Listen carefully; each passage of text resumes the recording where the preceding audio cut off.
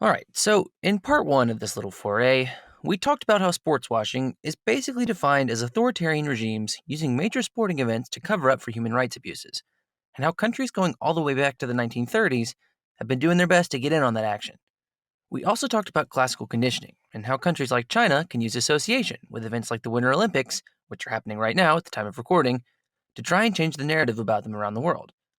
We'll talk a little bit about how they're going about that in a bit, but for now, I want to start off with a question. Does this actually work? Like, you'd think it would if everyone from Mussolini to Putin has given it a shot, but in practice, what are the actual effects? How does it impact the psychology of the people watching the event, or even the athletes participating in it? Does sports washing actually do anything? To be totally honest with you, answering that is kind of hard, because establishing a cause and effect relationship between two ideas isn't super straightforward. In an ideal world, we'd be able to compare two exact situations where the only difference was whether or not an authoritarian government had hosted the Olympics or a World Cup, but we obviously don't live in one of those. In comparing any two countries' strategies, we have to factor in things like the time in which those events took place, or the politics of the leaders in charge, whether it was in wartime or peacetime, and a crapload of other stuff.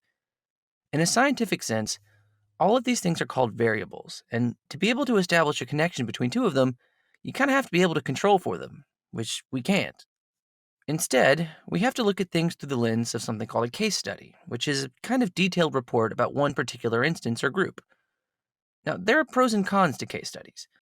The cons are mostly to do with something called external validity, which is the degree to which the findings of a particular study can be applied to contexts outside of that study.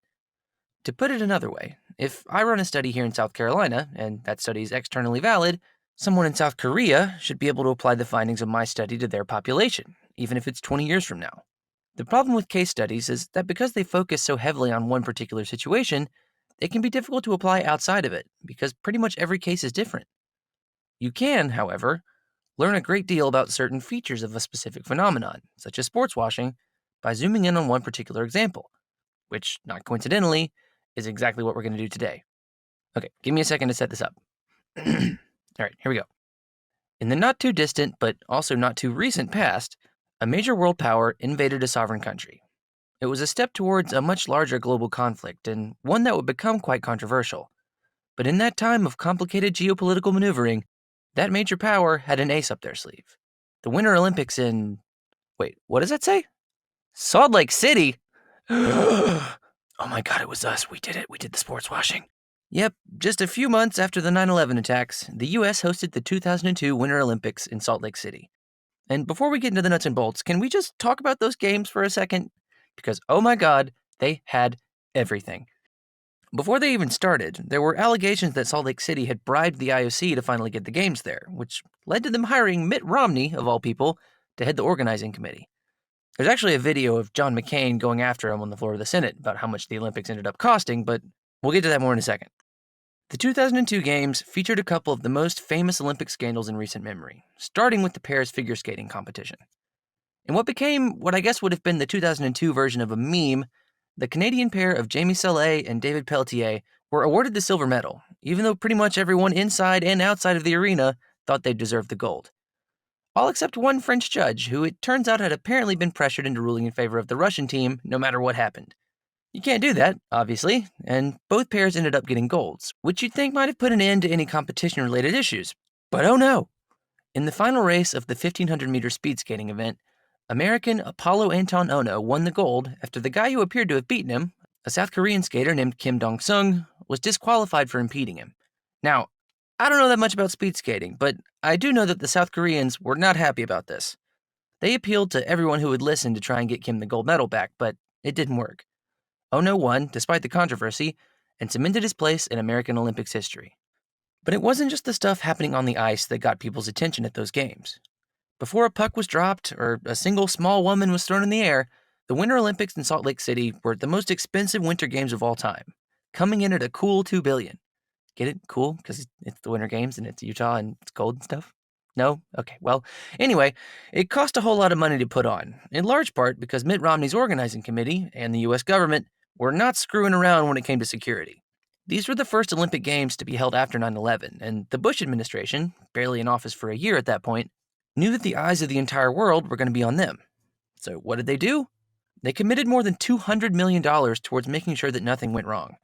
There were F-16s, more than 10,000 troops, Secret Service agents all over the place, and generally just more involvement from the Office of Homeland Security and the State Department than anyone could have anticipated. Allies and enemies all over the world wanted to see if the Americans could protect themselves, and the Bush White House was not about to disappoint them. And that, friends, is a classic example of sports washing. Now, I know what you're thinking. Didn't the US get awarded those Olympics like way before Bush was in office? And yes, that is true. Salt Lake actually got awarded the Games in 1995 after getting rejected multiple times for previous ones, hence the need for maybe a bribe. But by 2002, hosting the Games was still a delicate but important opportunity for the Bush administration. They had the chance to use the massive stage provided by the Olympics to help shore up their political standing, and by golly, that's exactly what they did. The same principles of classical conditioning and using their association with the Games still apply, only this time to project strength, not acceptability.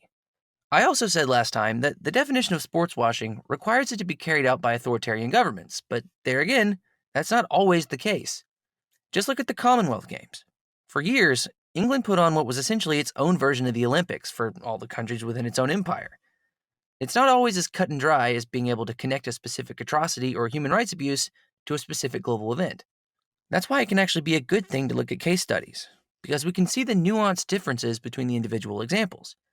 The US in 2002 weren't trying to make themselves more palatable to the other nations of the world and all the people in them, but they still had a political problem that they could use sports to sort of blot out. But now we've come to the question that we've really wanted to answer all along, which is, how well does this actually work? By 2023, are we all just going to forget about China's treatment of the Uyghurs or Qatar's abuse of the migrant workers building all of their stadiums? Well, no, but that doesn't mean sports washing can't be effective. See, sports washing relies on the effectiveness of an idea called soft power, which is a political term that describes the ability to influence others through appeal and attraction, rather than through force. If done well, soft power can create a kind of image for people around the world to latch onto, like the idea that the United States is the land of the free. In a very real way, soft power is just a large-scale political version of branding, which, like we've mentioned before, relies heavily on classical conditioning. Soft power is exercised through reputation and association, which comes through exposure to things like foreign policy, political and cultural values, popular media, and yes, sports. You see the American team winning things, or the Russian team, or the Jamaican team, or whoever, and you begin to associate that country with ideas like success and power. Governments use sports as a tool, not because they can influence things directly, because that sort of thing can cause a lot more problems than it solves, but specifically because they can do so indirectly. And that's what the 2002 Olympics did for us. When Apollo Ono or Sarah Hughes or Birmingham, Alabama's own Vanetta Flowers won gold for the United States, they were sending out a message to the world on the behalf of its citizens and government. We're strong.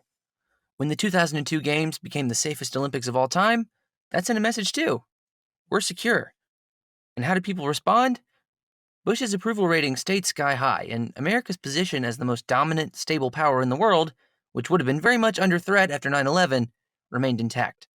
Sports wasn't the only piece in that puzzle, but had something gone wrong like it did in 1996 in Atlanta, or even if the US hadn't done as well as they did in the medal count, that sense of vulnerability might have remained.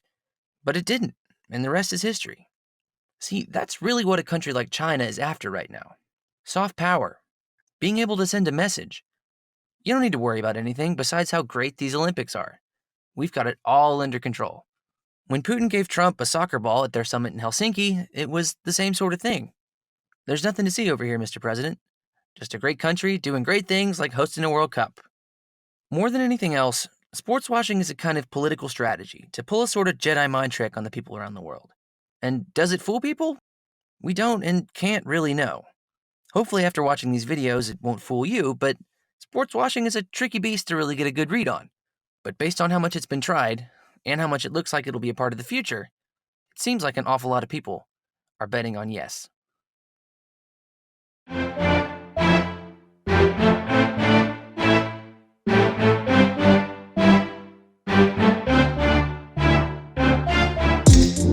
Hello to all of my many fans and subscribers out there. It's Will, and I hope you enjoyed part 2. If you did, be sure to like the video and subscribe for more content like it. It doesn't cost nearly as much as hosting an Olympics, especially not if you're Russia in 2014. John McCain may have gotten his feathers ruffled to having to pay $2 billion for the games in Salt Lake City, But imagine what would have happened if you'd gotten a bill for $51 billion. Leave a comment on how much you think these games are going to cost China, monetarily or otherwise. Anyway, thanks as always for watching the video, and I'll see you guys next time.